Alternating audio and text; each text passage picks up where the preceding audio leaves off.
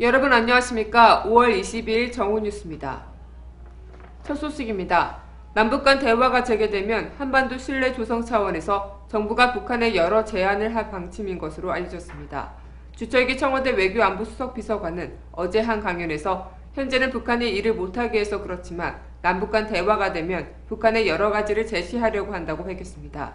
주 수석은 북한의 어려운 사람에게 실질적인 것을 해줄 수 있는 작은 프로젝트를 많이 하고 그런 것을 통해 신뢰를 쌓으면서 통일 기반을 조성할 수 있을 것이라고 말했습니다. 이는 남북관계가 개선되면 남북 간 신뢰 관계 형성을 위한 인도적 지원을 포함한 새 정부의 대북 정책을 본격 시행해 나가겠다는 뜻으로 풀이됩니다.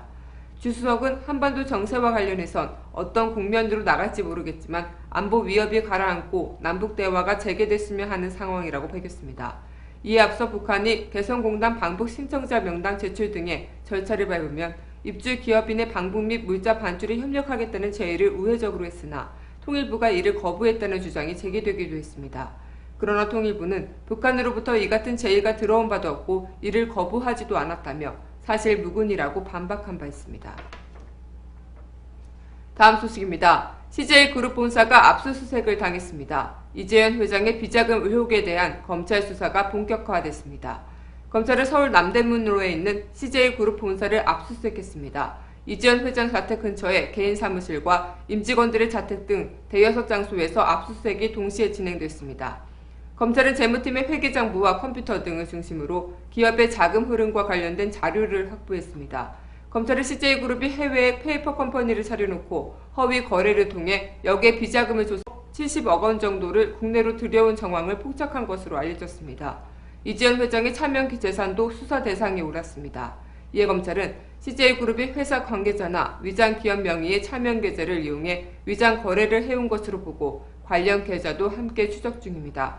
검찰은 이 회장의 차명 재산을 관리했던 이모 전 재무팀장의 집도 압수수색했습니다.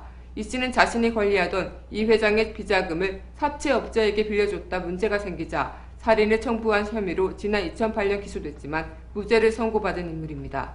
CJ를 떠난 이 씨까지 압수수색한 것은 검찰 수사의 범위가 이재현 회장 일가의 자금 전반으로 확대된다는 뜻으로 풀이됩니다.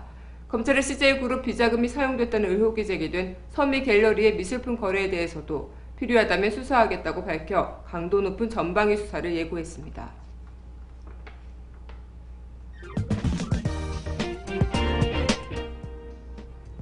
단신입니다. 앞으로 납품 단가 후려치기 등 대기업의 대표적 불공정 하도급 거래에 대한 징벌적 손해배상액이 3배로 대폭 확대됩니다. 정부는 오늘 오후 정부 서울청사에서 정홍원 국무총리 주재로 국무회의를 열어 이런 내용을 골자로 한 하도급 거래 공정화에 관한 법률 개정안을 공포합니다. 앞서 국회는 지난달 30일 본회의에서 경제민주화 1호 법안으로 불리는 이 법안 개정안을 의결한 바 있습니다. 북한 김정은 노동당 제1비서의 특사가 중국을 방문하기 위해 평양을 출발한 것으로 알려졌습니다. 조선중앙통신은 오늘 김정은 동지의 특사로 최룡해 조선인민군 총정치국장이 중화인민공화국을 방문하기 위해 22일 비행기로 평양을 출발하였다고 전했습니다. 통신은 구체적인 중국 방문 목적이나 일정 등은 밝히지 않았습니다. 5.18 광주 민주화운동에 북한군이 개입했다는 내용의 방송을 내보내 역사 왜곡 비판을 받았던 종합편성 채널A가 공식 사과 방송을 내보냈습니다.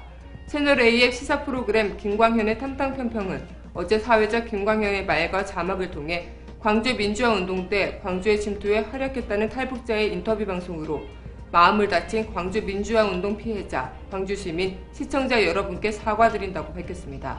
반면 유사한 내용의 방송을 장성민의 시사탱크를 통해 내보낸 TV조선은 별다른 조처가 없는 상황입니다. 5월 22일 뉴스를 마칩니다. 감사합니다.